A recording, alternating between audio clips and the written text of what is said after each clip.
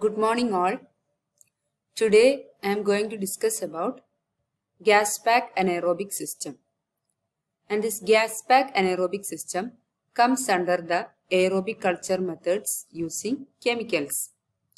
It is used to create an oxygen-free environment for the growth of anaerobic microorganisms. I think you are familiar with this. At present, it is the most commonly used method for anaerobiosis. Nowadays, all the hospitals prefer Gaspak anaerobic system. It is very simple to perform and it is perfect for a laboratory having less sample load. Now coming to the components of Gaspak anaerobic system. It consists of a polycarbonate jar or anaerobic container, and it consists of a lid with a gasket to prevent airflow for the jar system. It may also possess indicator strip, the strip which is impregnated with oxidation reduction indicator, and here we are using methylene blue or resazurin. Then disposable gas generating pouch. It is a pouch containing sodium borohydride and sodium bicarbonate. Next one, a palladium catalyst. These are the components of Gaspak anaerobic system. This is the structure of Gaspak anaerobic system, having a lid or O-ring gasket, a clamp with a clamp screw, palladium catalyst. This is the palladium catalyst. And this is the envelope containing sodium bicarbonate and sodium borohydride. From this, the carbon dioxide and hydrogen is liberated out. And this is the anaerobic indicator, that is methylene blue or resazurin. And these are the culture plates.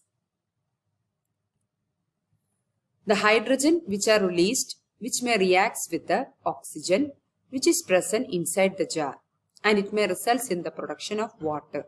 Same principle as that in the McIntosh filled jar. And it forms a condensation on the inside of the jar. 2 hydrogen plus 2 oxygen in the presence of the catalyst, that is palladium catalyst, which gives 2 water molecules.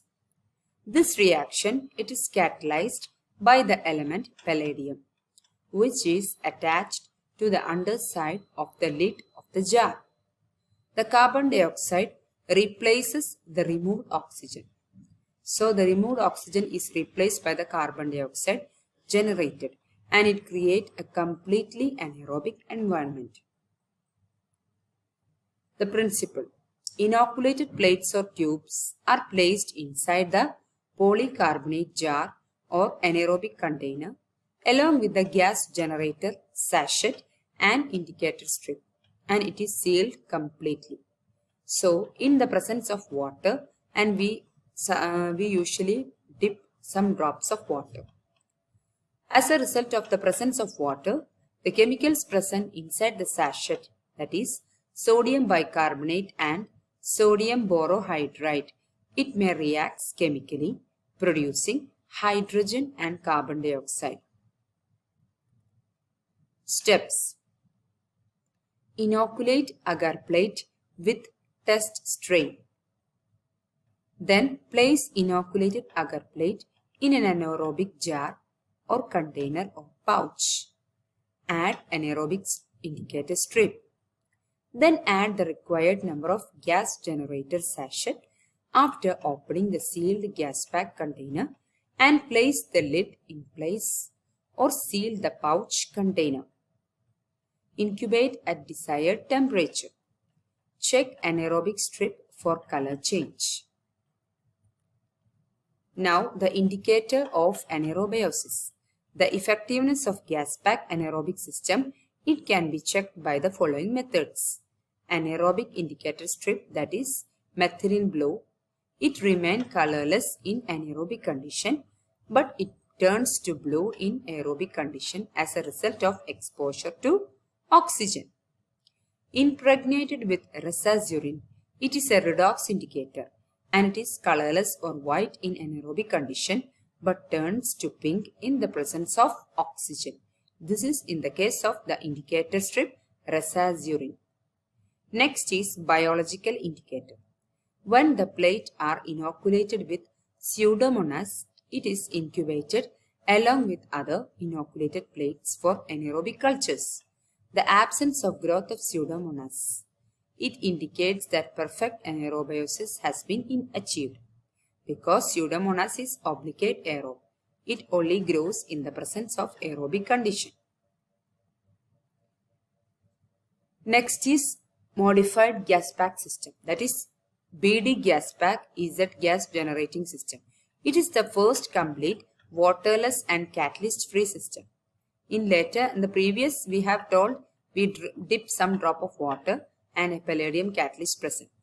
And this catalyst free system, it produces anaerobic microaerophilic or carbon dioxide enriched environment. This fully integrated system, it is easy to use and is available on the two systems, container system and pouch system. Then this BD container available is in 10, 15 and 30 petri dish capacity. So more petri dishes can be kept.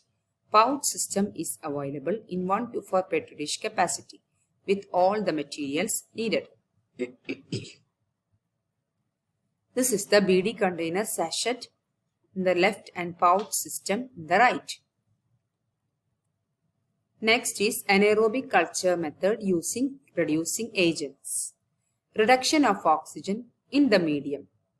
It can be achieved by the use of various reducing agents within the medium such as 1% glucose, 0.1% thioglycolate or 0.1% ascorbic acid or 0.05% cysteine. And the culture methods achieved using broth.